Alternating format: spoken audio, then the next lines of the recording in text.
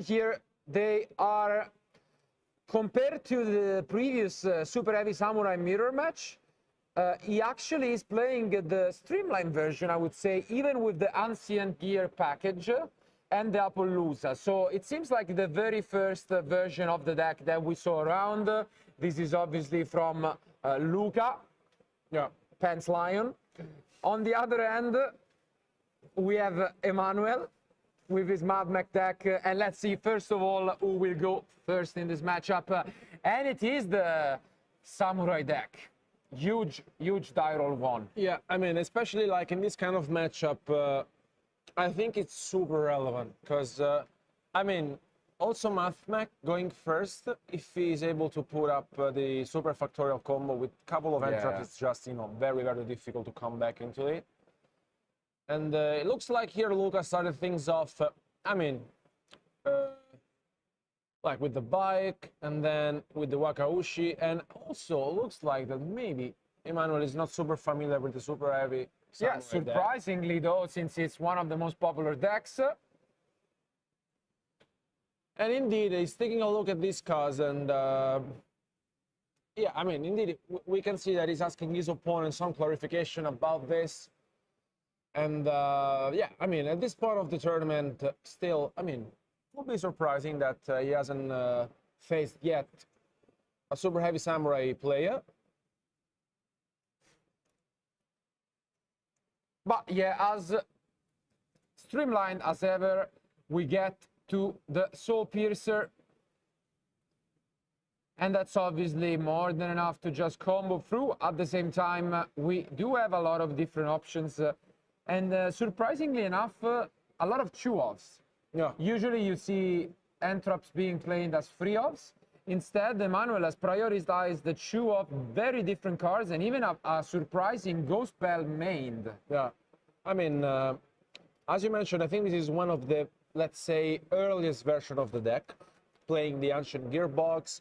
And I think entering this tournament, though, taking a look at Luca's extra deck, I think you might be having problems facing Kashtira, just because you have so many one-offs in your extra deck. Yeah. Still, I think the strategy is working out very well. And now we are gonna get to see the Scarecrow. Let's see if there is a Ghost Bell who actually are drawing the Infinitrack, which is not that bad. I mean, it's okay. It's, I mean, of course, like you wanna search it, but I mean, even if you draw it, it's not the end of the world. Yeah. And here we obviously see the Axel. Again, gonna use a lot of his cards, setting up the scale back, special summoning back the level 2, and adding a card. And we see the Marner, which is decent at best, if you ask me. The best thing it does is probably preventing the Baron. Yeah. If you have an Ibiru, though. If you have an Ibiru, this could be really good. If not, I think Luca can easily just bring out the scales, get back the level 2, and still go into the Baron. So let's see. He's maining 2 Nibiru, so we could see one of those. Obviously, those are also a bridge for the free copies of Small World.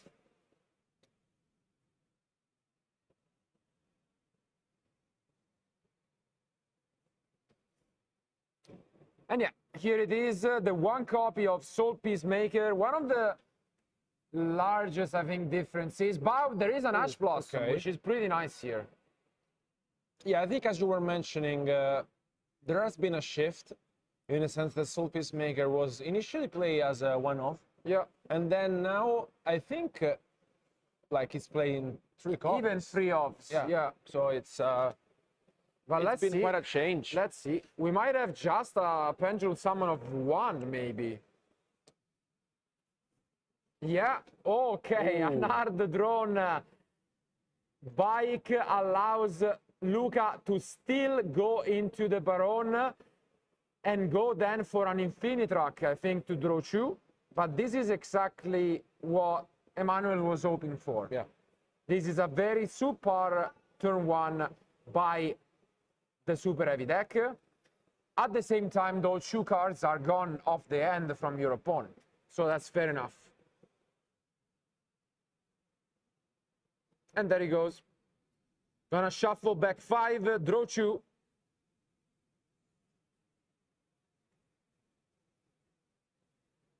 Is there a ghost bell, maybe?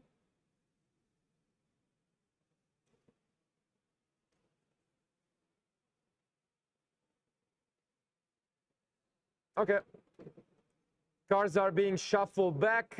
He's gonna draw 2 cards, but with the normal and pendulum summon gone, there is not much that he can draw into. Yeah. And I think the only way he could have summoned the Baron was indeed by hard drawing the bike at this point. Yeah, I mean, or the scales, I guess. scales, But yeah, yeah. he had a few options, but not the worst considering how the situation was going for. And these 2 draws obviously can also be entrops, which would be okay, but I do expect to end his turn here.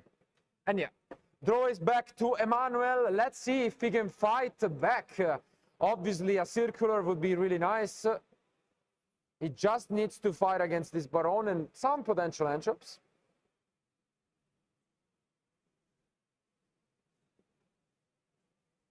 And there is a small word to start things off. And wow, surprisingly, he's going to okay. use the Baron on the small word. And he has the circle. Usually you want to keep it in hand because the small word is a -1, but this could get real ugly for Luca. If he doesn't have an entrap, this is game.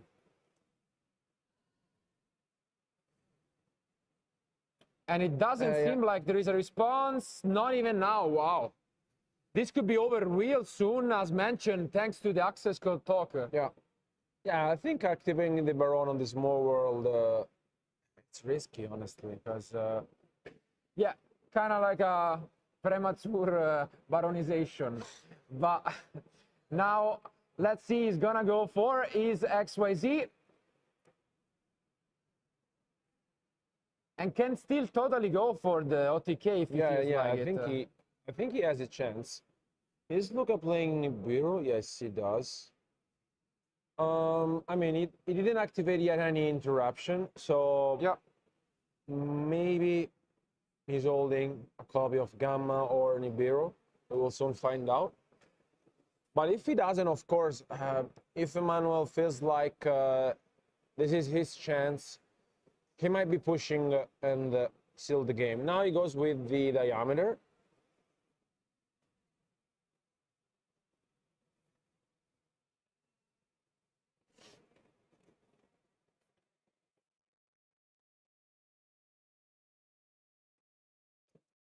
And yeah, he's just gonna try an OTK, hoping that his opponent doesn't have anything else.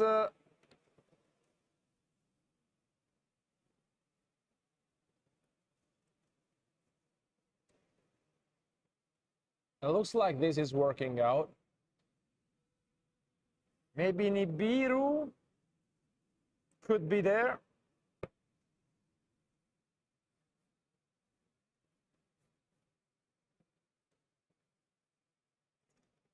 He's really taking his time here, but yeah, he has to go for it. Goes for the update.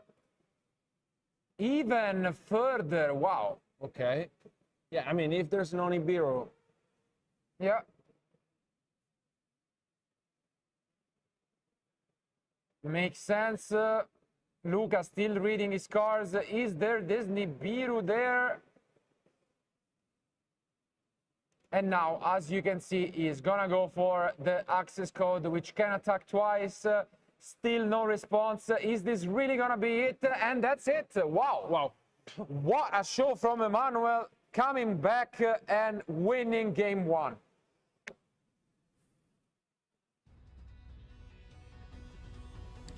Very surprising start, I gotta say. It seems as if Luca had enough. But then all it took was a Nash Blossom and a Ghost Mourner, and that's it. Maybe the Baron activation could have been different. Yeah. But at the same time, without any entraps, I think this was game regardless. Yeah, but I mean, like in general, I don't think that you really expect your opponent basically to shut down your entire strategy just like that, you know, because sometimes the Mourner and a Nash Blossom are not enough. I mean, sometimes you feel like you have to negate the small world because they play some one-off kaijus. So maybe if you do not go for that, they can kaiju away your Baron. But I don't know if that's a risk that you are just willing to accept. Regardless, now it's gonna be Luca once again going first and trying to go for his combos. Do you think he has anything to change in his side deck? I mean, in general, I think the Ghost Bell is good against Mathmech. So if he really wants to go first, I agree. I mean, he could side them in and just make some changes. He plays some, you know, something that we don't see quite often, like for example, maybe we'll mention later. Yeah, I mean, he has the OGs, we can say. The OG spell and trap negations, which are Shinzo, but most importantly, spell canceller, which, though I don't think it's for this matchup. Yeah, I don't think so. On the other hand, instead, Emmanuel has already a pretty large Anthrop package, and he kind of completes some of these sets in the side deck. Again, sticking with this Chew off, which I'm not a big fan of, but he has Chew Dronelok, amazing here. Maybe the Pancratops is always a nice inclusion, this one random copy of Lightning Storm, but we could see. Usually you would see these one-offs with the Trust. He's not really using Trust, but he has just one Storm, a couple Talent, and, you know, your usual going second card. I think regardless, it's gonna be a great game 2. Is it gonna be Emmanuel with the Chew sweeps going second, or can we go to game 3? Our duelists are finishing signing up, but I think we can go back to the table for game number 2.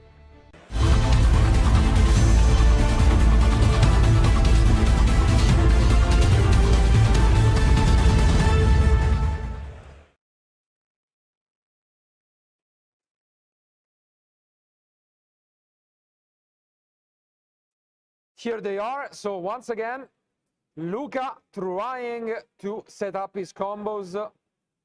Gonna go first.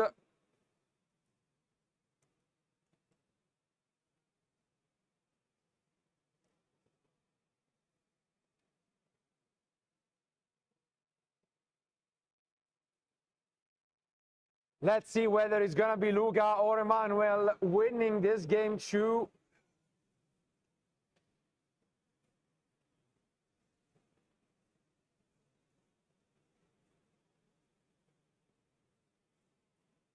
Here they are.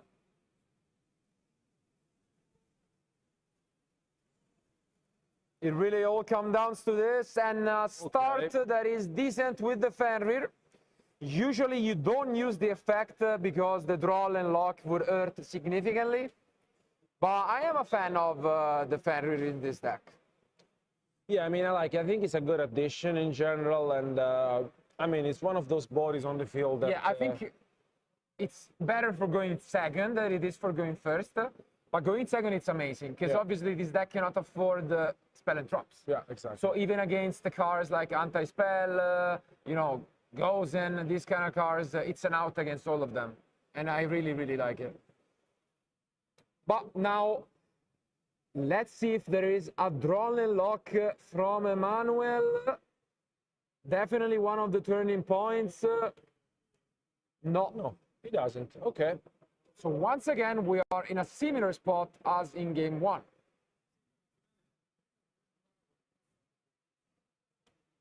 And let's see if this time it will be, let's say, enough for Luca, as he was not in game 1.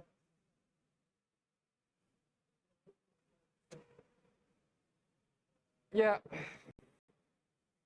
And as you can see, he's going for some of his combos, while surrounding him are some of the judges, such as Albatross from Naples.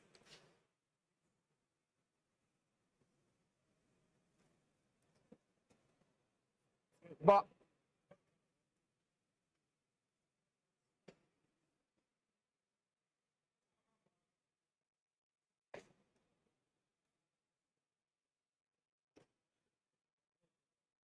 Do you think he's just aiming for the same Baron combo? I would say so, right? Yeah, I mean, I think I will go for that line, especially because we mentioned that.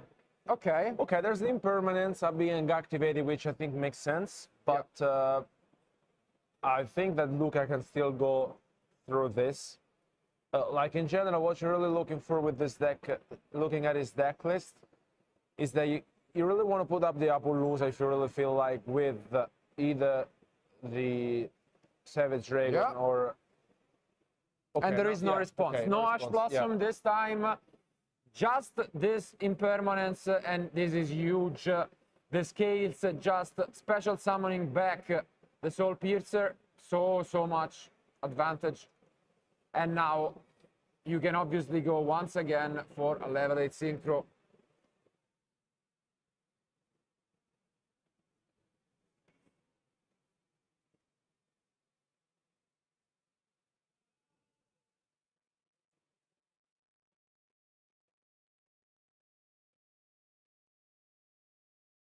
I mean, going as greedy as it gets, but if your opponent does not interrupt you, this is why we saw a lot of players cutting this engine, because it's essentially two completely dead cards, Yeah, exactly. as you can see here. Yeah.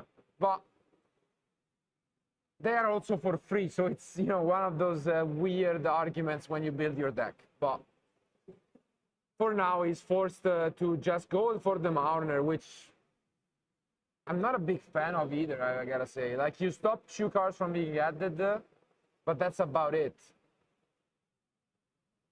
Yeah, I mean, you don't really get any advantage out of this, honestly. And this is pretty much what we have saw in game 1. Yeah. But the difference is that basically I don't really think that Emmanuel is sitting in a better position in game 1.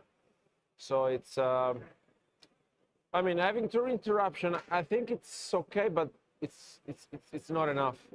And this is actually a nice addition, one of the extenders in the deck. Obviously, the one-off booster, which you can use now to go into the Axel and then the Baron. Yeah. So, obviously, setting up the full pendulum scale and going into a Baron. Is there any Nibiru from Emmanuel? Doesn't seem like it, and this will look like a much better end field for the super heavy samurai player. Especially because he's using the Appaloosa version, Yeah. and Appaloosa is actually nice against Mathmech. And yeah, he also has the Wagon. I mean, yeah, Wagon gonna be using its effect, just getting potentially some more recursion from next turn. Or if he feels like it, he can go for another extender and end on Ferrir Baron Appaloosa, for example. And it seems like it. This is one of his side deck cards. It's essentially an interesting card, which is the Super Heavy Samurai Soul Claw. It's either an extender or it makes your monster not destroyed by battle. So what you can do is use it here as an extender, or it's also nice because it could have gone for an Appaloosa that cannot be destroyed by battle, potentially if you switch it another way, but obviously in general you can only use it on super heavy samurai monsters.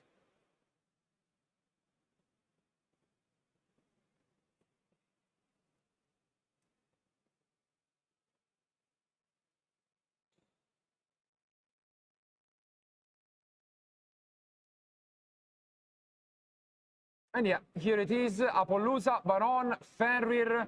Can his opponent break this field?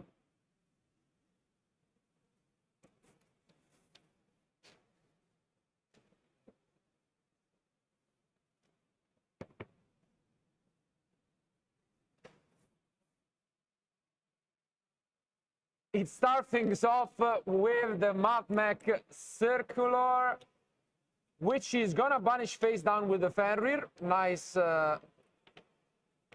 catch. And I think he's looking rough for him.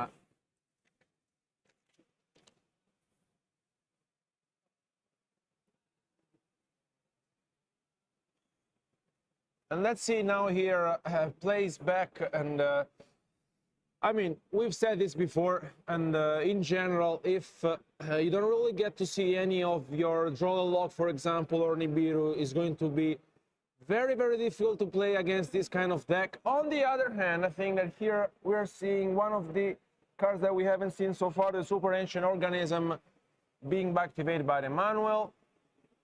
And this is one of those cards that, I mean, has become popular over the last few months. And yeah, I mean, I think here just having some, you know, some sort of explanation and of what the card does. In general, let's say for what we have seen at the moment, I think that having the Appaloosa on the field alongside the Baron is very, very good. The Super Ancient Organism, of course, it's, I think, a very good addition that MathMech can afford to play. And, I mean, in general, I like this. It's, I like this. So, I mean, here, Luca is continuing to combo off. And it doesn't seem like that Emmanuel has drawn into any other, you know, interruptions or Nibiru or anything else.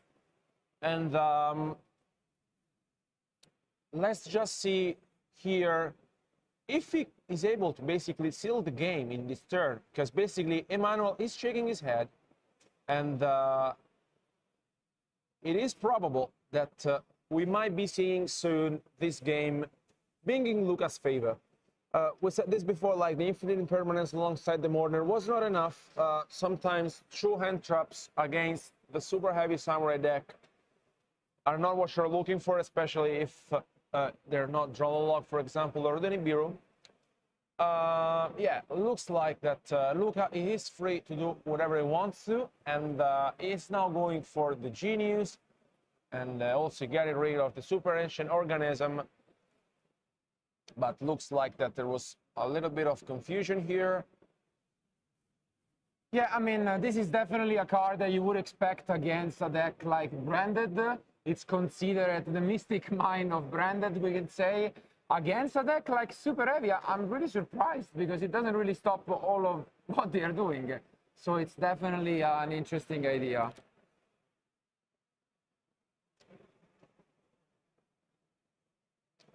And yeah, I think it will be just a matter of time before here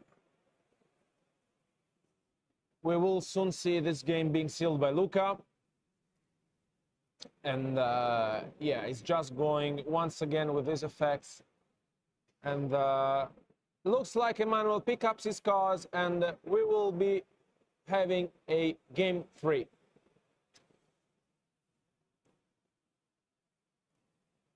And yeah, as mentioned, we are going to game 3, so it's 1-1. And in the meantime, we can go back to us